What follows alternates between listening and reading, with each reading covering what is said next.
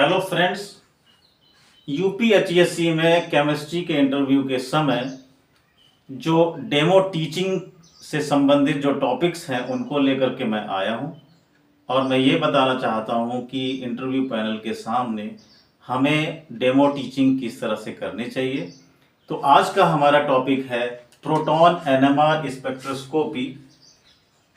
NMR stands for nuclear magnetic resonance spectroscopy.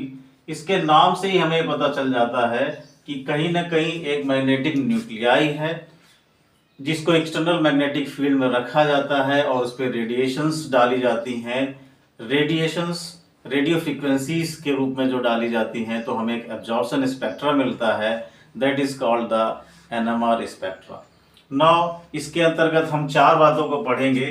पहला, why we need NMR spectra, हमें NMR spectra की जरूरत ही क्यों है। दूसरा, what is the basic principle of NMR spectra, इसमें हम जानेंगे कि कैसे कोई स्पिनिंग न्यूक्लियाई एक टाइनी मैग्नेट की तरह काम करने लगता है।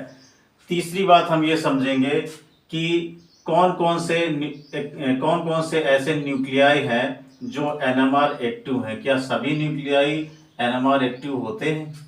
चौथी बात हम ये समझेंगे how to read NMR spectra. इसमें हम ये समझेंगे कि कभी अगर हमें कोई NMR स्पेक्ट्रा दिया गया है तो उसमें कौन कौन सी इंफॉर्मेशंस छुपी हुई होती हैं। Now coming to why we need NMR spectroscopy, because जब भी कोई केमिकल रिएक्शन होती है तो हमें एक प्रोडक्ट मिलता है। वो प्रोडक्ट की केमिकल प्रॉपर्टीज क्या है, उसका मॉलिक्यूलर फार्मूला क्या है, ये सब जानकारी जुटाने के लिए NMR is a very good tool in order to determine the structure of the given compound. Now coming to the basic principle of the NMR spectroscopy, we are talking about the proton NMR. Let us take the nuclei of the proton.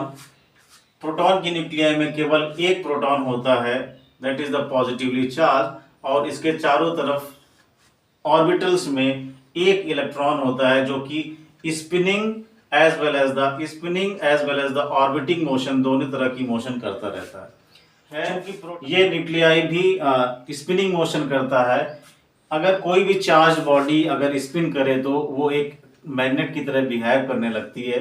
कुछ इस तरह से यहाँ पर proton भी एक magnet की तरह बिहेव करने लगा है। अब ये मैग्नेट बन चुका है तो इस मैग्नेट का कहीं ना कहीं नॉर्थ पोल भी होगा और कहीं ना कहीं इसका साउथ पोल भी होगा। अब जब तक कोई भी हमने एक्सटर्नल मैग्नेटिक फील्ड नहीं लगाई हुई है तो कंपाउंड में उपस्थित जितने भी प्रोटॉन्स हैं या जितने भी मैग्नेटिक न्यूक्लियाइज हैं वो कोई भी डायरेक्शन में, किसी भी डायरेक्शन में ओरिएंट हो सकते हैं। किसी भी डायरेक्शन में, किसी भी रैंडम डायरेक्शन में वो ओरिएंट होकर के वो मैग्नेट अपनी स्पिनिंग कर सकते हैं।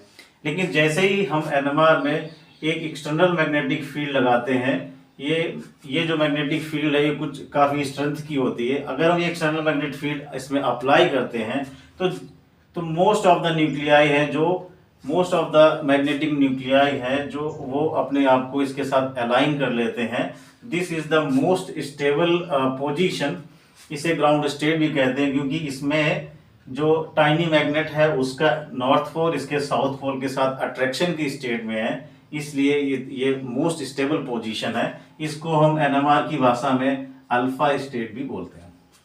अब हम इसमें radially polarised radio frequency wave incident कराते हैं और ये सर्कुलरली पोलराइज्ड इनिशियली इन वेव्स का कोई एब्जॉर्प्शन नहीं होता, इसलिए हमें डिटेक्टर में एक ऐसे लाइन मिलती चली जाती है जब तक कोई एब्जॉर्प्शन, जितनी फ्रीक्वेंसी हमने डाली और उतनी ही रिसीव हो रही। अब एक जैसे जैसे फ्रीक्वेंसी बढ़ाते जाते एक समय ऐसा आता है जब ये रेडियो फ्रीक्वेंसी वेव को ये न्यूक्लियाई एब्जॉर्ब कर लेता है। एब्जॉर्ब करते ही ये न्यूक्लियाई अपने स्पिन को फ्लिप कर लेता है और इसका जो नॉर्थ पोल है वो against the external magnetic field चला जाता है। इस स्टेट को हम एक्साइटेड स्टेट या बीटा स्टेट भी बोलते हैं। जिस समय ये रेडियो फ्रीक्वेंसी वेव इस न्यूक्लियाई के द्वारा एब्जॉर्ब कर ली गई है उस समय हमें डिटेक्टर में कोई भी फ्रीक्वेंसी नहीं मिलती है, इसलिए वहां पे हमें एक पीक देखने को मिलती है। चूंकि ये रेडियो फ्रीक्वेंसी एब्जॉर्ब की गई है उसके बाद ये पीक मिली, इसलिए NMR spectra is a kind of the absorption spectra. This is how we get the NMR spectra. Now coming to the NMR active nuclei. क्या सभी न्यूक्लियाई जितने भी हैं वो NMR एक्टिव होते हैं, या हम कैसे पता लगाएं कि कोई भी न्यूक्लियाई NMR एक्टिव है या नहीं? इसको जानने के लिए हमें किसी भी एटम में कितने न्यूट्रॉन है और कितने प्रोटॉन है ये गिनने की जरूरत होती है. अगर number of neutrons and number of proton में से कोई भी एक सब एटॉमिक पार्टिकल ऑड इन नंबर है तो वो न्यूक्लियाई निश्चित तौर पर एनएमआर एक्टिव न्यूक्लियाई होगा. अगर न्यूट्रॉन एंड प्रोटॉन बोथ दोनों अगर इवन इन नंबर हो गए तो ऐसे केस में ये न्यूक्लियाई एनएमआर इनएक्टिव न्यूक्लियाई होंगी.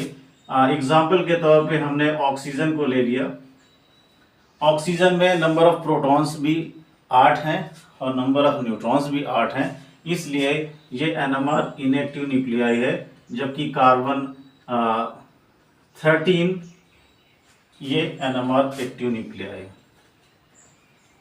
Now coming to the what information we get by seeing an NMR spectra. NMR spectra से हमें कुछ 4 बातों का पता लग सकता है. पहला, bye counting the number of the peaks. हमें किसी भी एनएमआर स्पेक्ट्रा में पीक को काउंट करके हम ये पता लगा सकते हैं कि कितने टाइप ऑफ हाइड्रोजन प्रेजेंट है. दूसरा, इन पीक्स की पोजीशन को देख करके, उसकी केमिकल शिफ्ट वैल्यू को देख करके we can know about the chemical environment. तीसरी बात, स्प्लिटिंग ऑफ द पीक्स को देख करके हमें नंबर ऑफ नेबरिंग प्रोटॉन्स के बारे में पता चल सकता है.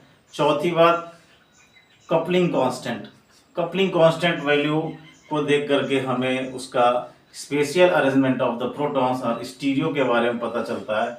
Coupling constant is a property of the multiplet and it remains constant for a proton pattern.